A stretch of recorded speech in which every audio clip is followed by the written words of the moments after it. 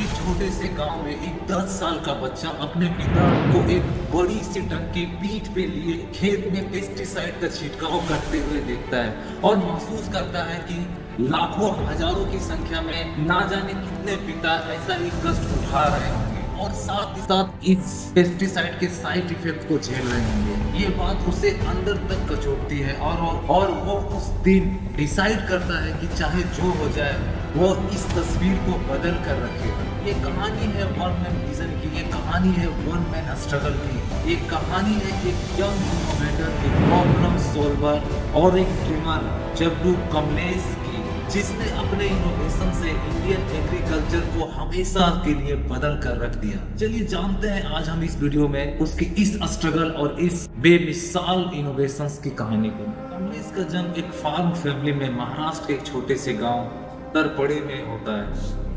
परिवार किसान होता है, इसलिए उनके पास इतने पैसे नहीं होते। उनके पिता एक फार्मर थे और उन्होंने अपने बेटे को का जो स्टार्टिंग स्कूलिंग था वहीं के पास के स्कूल्स में करवाया।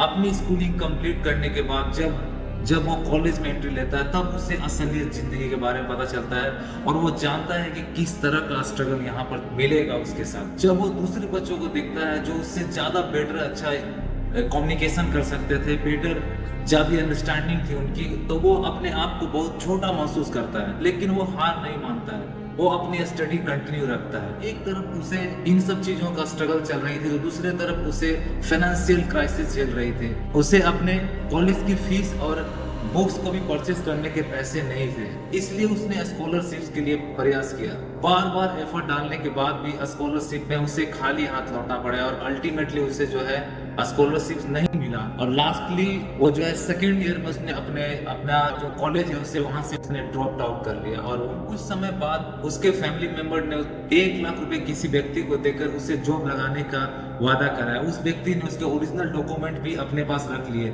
लेकिन बाद में जाकर वो व्यक्ति एक फ्रॉड निकला और उसके सारे डॉक्यूमेंट लेकर के चला गया।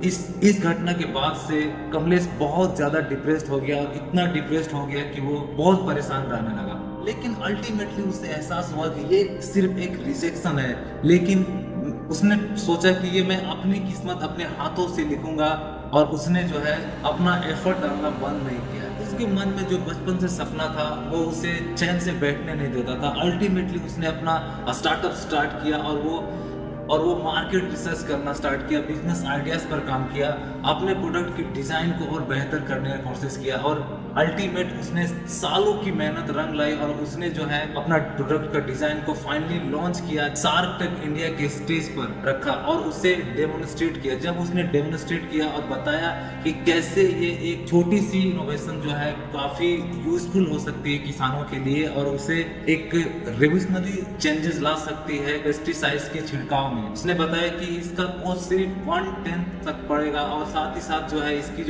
इससे जो है बहुत इजीली जो है एक दिन 2 दिन के काम को जो है वो घंटों में किया जा सकता है। उसके इस आइडियाज को जो है शार्क टैंक में काफी अप्रिशिएट किया गया और लेंसकार्ट के chief executive officer Piyush Bansal ने उसे बहुत अप्रिशिएट किया और उन्हें इनका आइडिया बहुत पसंद आया और उन्होंने उसके प्रोजेक्ट में जो है वो 10 लाख रुपए की चेक इंस्टेंट उसे दी।